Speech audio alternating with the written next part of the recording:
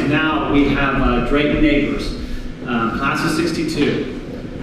Drayton and Ken were roommates, by the way, when they were here 50 years ago. Praise the Lord. A few on that there, too. Oh, really? Great. All right, Drayton joined Protective Life Corporation in 1979 and rose to the position of chairman and CEO before retiring in 2002. He was then appointed finance director for the state of Alabama. In June of 2004, Drayton was appointed Chief Justice of the Supreme Court of Alabama. At Princeton, he was the captain of the tennis team, and he also clerked for U.S. Supreme Court Justice Hugo Black after graduating from Yale Law School in 1965.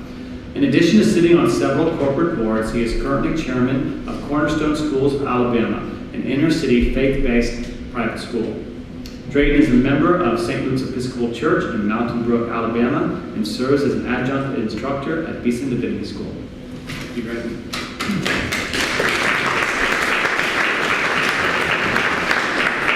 Well, thank you, Matt, and what a privilege it is to be with you this morning on this panel.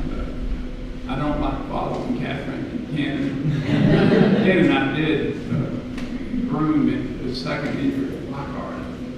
3 years with each other. He was more handsome than I was. He was more buff than I was. He was faster than I was. And little did I know I was going to have to follow him on the panel. Years later, in a way, Ken and my life followed similar patterns.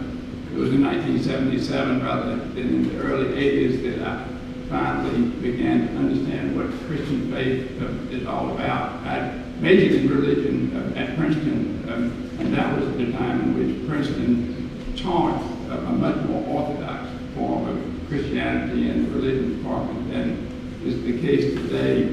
But when I entered the business world, essentially for me, Christian faith was adhering loosely to the basic principles taught in the Bible, the golden rule, being kind, considerate, and fair. And it was in 1977 that something that we would call a conversion experience, at least down south we call it conversion. I don't know what they up north occurred, and I began to realize that what I thought was Christian faith was not that at all. And really, I spent the last 30 years of my life since then trying to get it straight. The first thing I understood is that I had to decide what the final authority for truth was going to be. At Princeton, and I assume this is true of so many of us who graduated from schools such as Princeton, we've got enormous confidence in our minds, in our own intellect. And it became clear to me that the final source of authority, the final court of appeals, if we are lawyers, has to be the Bible. And that was difficult for me, but I just, as a matter of will, determined that that would be true. That my faith would begin with believing in the Bible. That was an act of will, I hope an act of will that was fortified by God's grace. Then the second question with respect to faith, which I had not understood before, is where's my trust going to be? Who am I going to trust? Again, graduating from Princeton, we have a lot to trust in ourselves. Living in the United States, as wealthy as we are, it's easy to trust in wealth.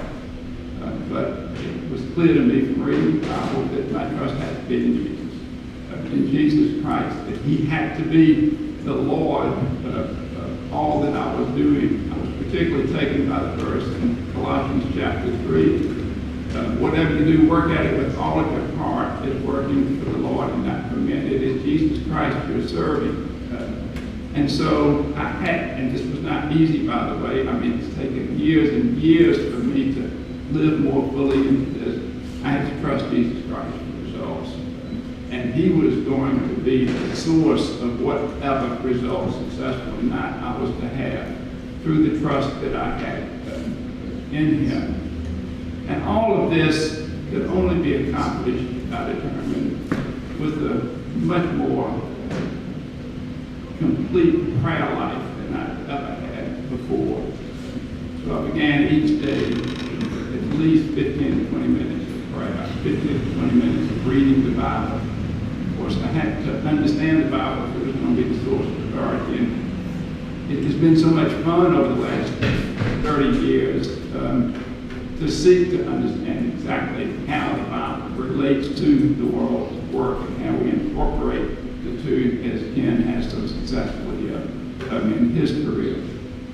And then finally, in terms of the faith that we bring to our work, I had to understand and live into Jesus Christ being the source of the life of my soul. If we think of the soul as our faculties of intellect and will and affections or emotions, those, insofar as they were mine, had to be subordinated to Jesus Christ living in my heart, so I thought as he thought, and I will to do those things that he had purposed for my life, and that my affections and my desires were his and not mine. And so it is those three dimensions of life. What is the final four of appeals in terms of truth? Who am I going to trust? And where is the source of my life and action going to be? Is Jesus Christ abiding in me in such a way that it's he that is doing these things rather than I? Is something that I've tried to live into more fully in my life. I love doing it, by the way. I guess if we go to Princeton, we're a little more intellectual than perhaps others. By the way, as I say, that is often an obstacle rather than a benefit of an education. So I try to think these things out. I've written a couple of books. I wrote the books more for my own benefit than for anybody else. Those were really good sleeping medicine I found for most. And so that is the sort of faith that I have sought to have more fully by God's grace in the workplace and really in all that I do. I think the question that we're supposed to respond to this morning is what are we doing today? I haven't talked about anything that I'm doing today. I'm an old man and there's not a lot for me to do. I am chairman of a wonderful inner city private school in Birmingham. I don't think there's any doubt that except for one or two private schools for rich kids, it provides 300 African Americans with the best elementary education which is available in the state of Alabama, certainly in Birmingham. That's a great source of joy to me. I've been fortunate enough to be introduced to two ministries in Africa, one in Rwanda, one in Uganda. The American dollar just goes so far in Africa compared to the United States. We can build a church in Rwanda, literally a church, that will seat 400 people for $27,000. A school in Uganda that will give an education to 800 kids for very little money. So I've loved doing that work. I'm about to go over there in a couple of weeks to finish that.